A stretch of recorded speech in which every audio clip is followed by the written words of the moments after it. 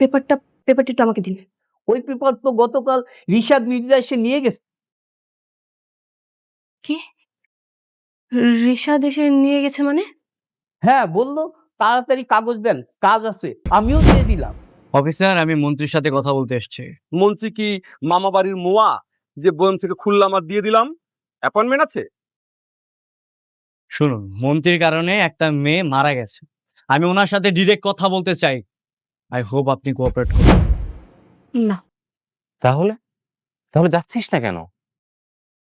কিন্তু ভাইয়া আমার কাছে এখনো অনেক কিছু ক্লিয়ার না, আর ও আমার কাছে সময় চেয়েছে। দেখতে পাচ্ছিস? যা ঢোক।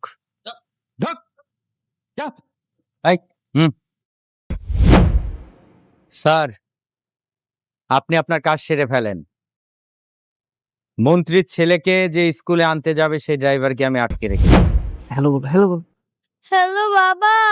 বাবা বাবা বাবা তোমার কিচ্ছু হবে না, কিচ্ছু হবে না, বাবা আছে। হ্যালো মন্ত্রী সাহেব, আরে ভয় পাওয়ার কিছু নেই। আমি আপনার ছেলেকে নিয়ে আপনার বাড়িতে আসছি। এখন কি সময় হবে আমার সাথে কথা বলা? তুমি আমার ছেলেকে কিডন্যাপ করেছো? আরে কি বলছেন আপনি? আমি কিডন্যাপার? আমি কি কিডন্যাপার নাকি? আমি যদি কিডন্যাপার হতাম তাহলে তো আপনার কাছে টাকা চেতাম, সম্পত্তি চেতাম। আর তো তা চাইনি। আমি চেয়েছি শুধু আপনার সাথে বসে একটু কথা বলবো। তো এখন কি আমি আপনার ছেলেকে নিয়ে আসবো নাকি আসবো না? আসবো। আমার ছেলেকে নিয়ে এসো। আপনার ব্যাংকের জাল টাকার কারণে একটা মেয়ের প্রাণ গেছে। একটা বাবা তার সন্তানকে হারিয়েছে। সেই লোকটা সমাজের কাছে বাটপার হয়েছে। তো কি হয়েছে তাতে? ওকে, আপনি তাহলে মেয়েটার প্রাণ ফিরিয়ে দিন।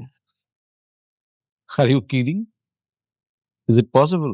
ব্যাংক থেকে নাকি নকল টাকা পাওয়া গিয়েছে, তার জন্য একটা মেয়ে আত্মহত্যা করেছে। স্যার, আপনি এই বিষয়ে কি জানেন? কিছু বলেন স্যার। প্লিজ আপনারা একটু সাইডে যান। আলম, সাংবাদিক কেন এখানে? স্যার, বলেন কি স্যার, আমি বিষয়টা আপনি বুঝতে কিছু পারছি না জানলে স্যার। বলেন স্যার। স্যার, আমি আসলে কাউকে খবর দিইনি। এরা কিভাবে আসলো এখানে? স্যার, বলেন। সরো ওদের। Okay sir. ভাবুন তো একবার, দেশের সবচেয়ে ক্ষমতাধর অর্থমন্ত্রীর পাহাড় সম অহংকার যখন মুহূর্তের মধ্যে ধুলোয় মিশে যায় একজন সাধারণ মানুষের তীক্ষ্ণ বুদ্ধির কাছে। হ্যাঁ, ঠিক এমনই এক অবিশ্বাস্য এবং শ্বাসরুদ্ধকর ঘটনার সাক্ষী হলাম আমরা দুনিয়া টাকার গোলাম নাটকের ২০ নম্বর পর্বে। যে অর্থমন্ত্রী নিজের ক্ষমতার দম্ভে অন্ধ হয়ে একজন নিরীহ মানুষের কাছে ক্ষমা চাইতে বিন্দুমাত্র ভ্রুক্ষেপ করেননি, সেই তাকেই কিনা লাইভ মিডিয়ার সামনে শত শত মানুষের উপস্থিতিতে মাথা নিচু করে ক্ষমা চাইতে হলো। কিভাবে শেহজাদ চৌধুরী এত বড় একটা মাস্টারমাইন্ড গেম প্ল্যান এক্সিকিউট করল? একজন মন্ত্রীর কড়া নিরাপত্তার চাদর ভেদ করে কিভাবে তার ছেলেকে কিডন্যাপ করা সম্ভব হলো? আর এই অভাবনীয় অপমানের পর এবার কি ভয়ঙ্কর প্রতিশোধের মুখোমুখি হতে যাচ্ছে শেহজাদ? এই সব রোমাঞ্চকর প্রশ্নের উত্তর আর আগামী পর্বের এক্সক্লুসিভ সব প্রেডিকশন নিয়ে সাজানো হয়েছে আজকের এই স্পেশাল রিভিউ। তাই এক মুহূর্ত স্কিপ না করে পুরোটা পড়তে থাকুন। হ্যালো এভরিওয়ান, আশা করি আপনারা সবাই অনেক অনেক ভালো আছেন। আপনাদের সবাইকে আবারও স্বাগত জানাচ্ছি আমাদের চ্যানেলের নতুন এবং ধামাকাদার একটি রিভিউ এপিসোডে। আপনারা জানেন যে বর্তমান সময়ে সবচেয়ে আলোচিত, জনপ্রিয় এবং রেকর্ড ব্রেকিং বাংলা ড্রামা সিরিজগুলোর মধ্যে একদম প্রথম সারিতে রয়েছে দুনিয়া টাকার গোলাম। প্রতিটি পর্বেই এই নাটকটি যেভাবে মিলিয়ন মিলিয়ন ভিউজ আর দর্শকদের ভালোবাসা কুড়িয়ে নিচ্ছে তা সত্যিই প্রশংসার দাবিদার।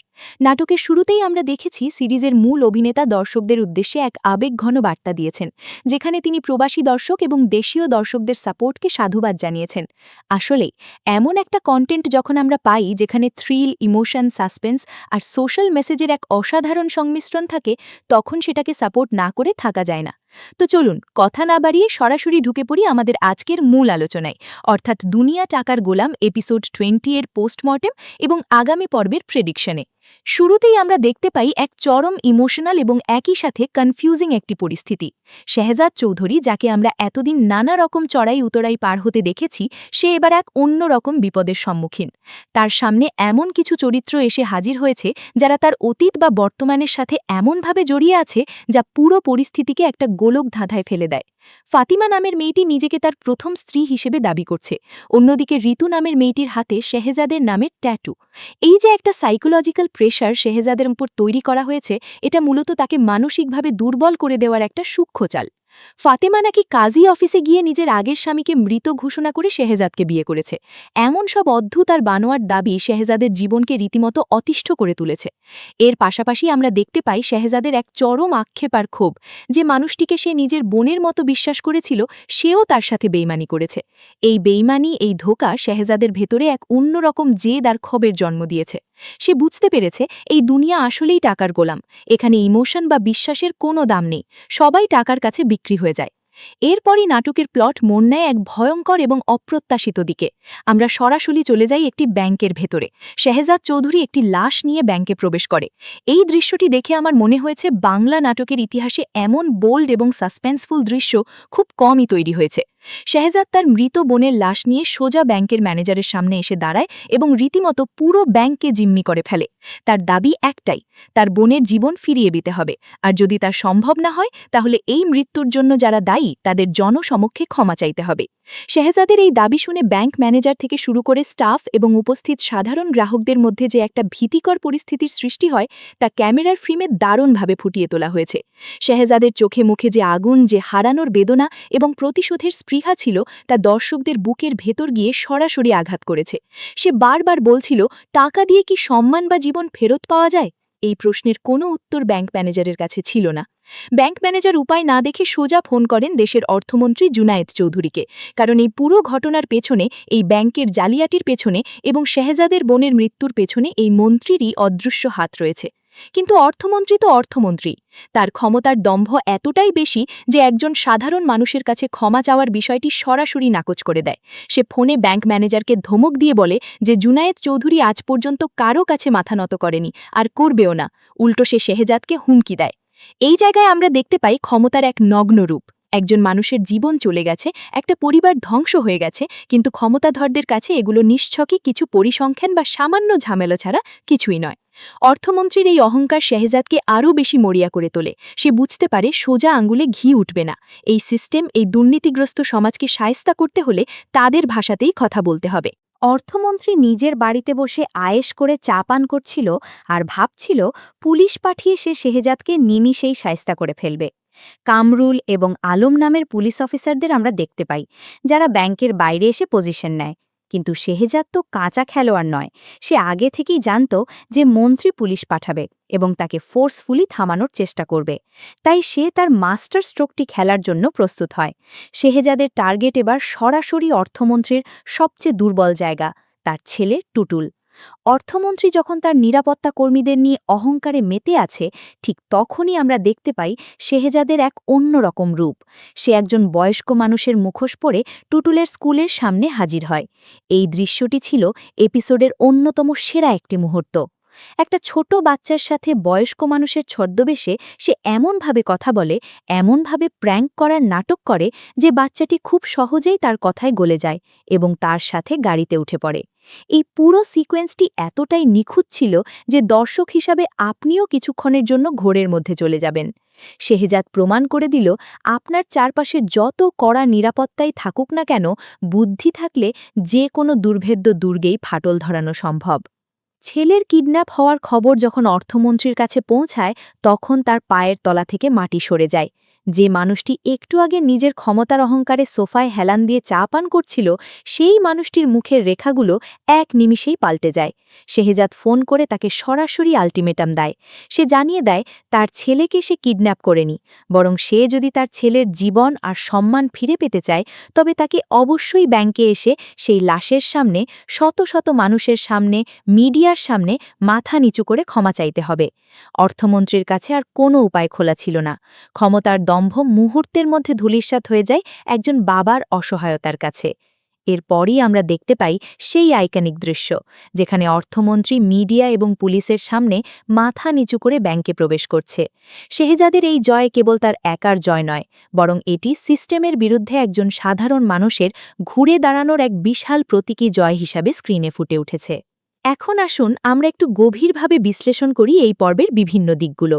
প্রথমত, শেহজাদ চরিত্রের ইভলিউশন বা বিবর্তন। শুরু থেকে শেহজাদকে আমরা একজন সাধারণ, কিছুটা ইমোশনাল মানুষ হিসাবে দেখেছি, কিন্তু দুনিয়ার তিক্ত বাস্তবতা, টাকার কাছে মানুষের বিক্রি হয়ে যাওয়া এবং আপনজনদের বেইমানি তাকে আজ একজন কোল্ড ব্লাডেড মাস্টার মাইন্ডে পরিণত করেছে। সে এখন জানে কখন, কোথায় এবং কিভাবে আঘাত করতে হয়। তার এই ট্রান্সফরমেশনটা স্ক্রিপ্ট রাইটার এবং ডিরেক্টর দারুণভাবে হ্যান্ডেল করেছেন। দ্বিতীয়ত, অর্থমন্ত্রী জুনায়েদ চৌধুরীর চরিত্রটি আমাদের সমাজের বাস্তব ক্ষমতাধরদের একটি নিখুঁত প্রতিচ্ছবি।